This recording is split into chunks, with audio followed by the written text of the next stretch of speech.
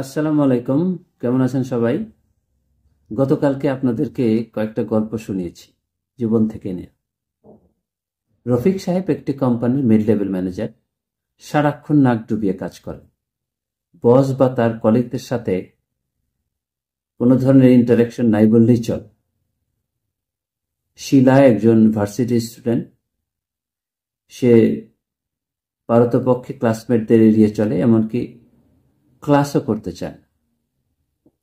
নাদিয়া একজন গুণী মহিলা, সবসময় স্বপ্ন দেখেন একজন ভালো উদ্যোক্তা হবেন, কিন্তু তার কোনো পদক্ষেপ নেওয়াই হয় না। হাসান সাহেব 2 সন্তানের জনক। তার সবসময় মনে হয় তিনি তার বাচ্চাদেরকে অন্যদের তুলনায় বিলাসী জীবনযাপন দিতে পারছেন না। এবং রবিন হাই স্কুল ছাত্র। সে যখনই সোশ্যাল মিডিয়ায় স্ক্রল করে তার মন খারাপ থাকে। তার কেবলই মনে হয় সে তার বন্ধুদের মতো গ্ল্যামারাস লাইফ লিড করতে পারতেছে না। প্রত্যেকটা ক্ষেত্রে একটা জিনিস মিসিং, একটা জিনিসের অভাব। সেটা গতকালকে আমরা বলেছিলাম।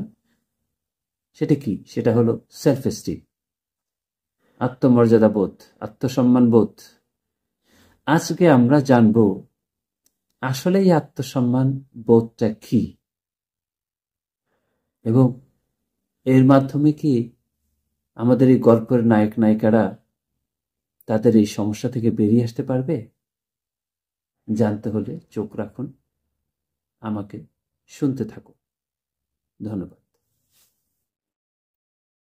এখন আসুন আমরা জানি সেলফ এস্টিম বা আত্মমর্যাদা বা আত্মসম্মান বোধ এটা আসলে কি। আমি যদি সহজভাবে বলি,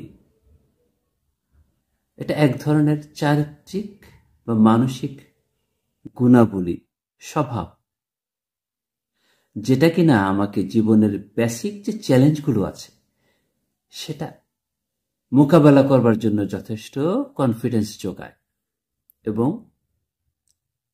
নিজেকে সুখী হওয়ার মতো, হ্যাপি হওয়ার মতো যথেষ্ট বা ন্যূনতম গুরুত্বপূর্ণ মনে হয়। আমি আবারও বলছি,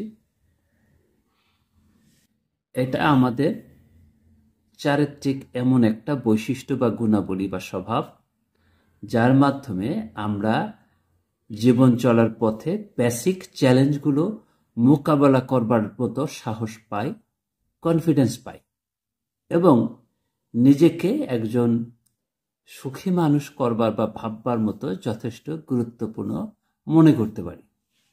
সেই গুণাবলীটাকেই আমরা বলি আত্মমর্যাদা বোধ, আত্মসম্মান বোধ অথবা সেলফ এস্টিম।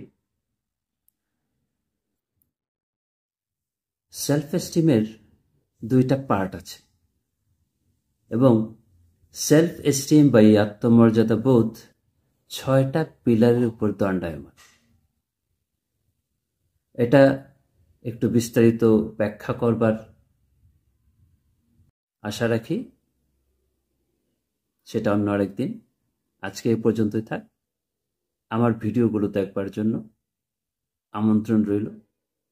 চোখ রাখুন। ধন্যবাদ।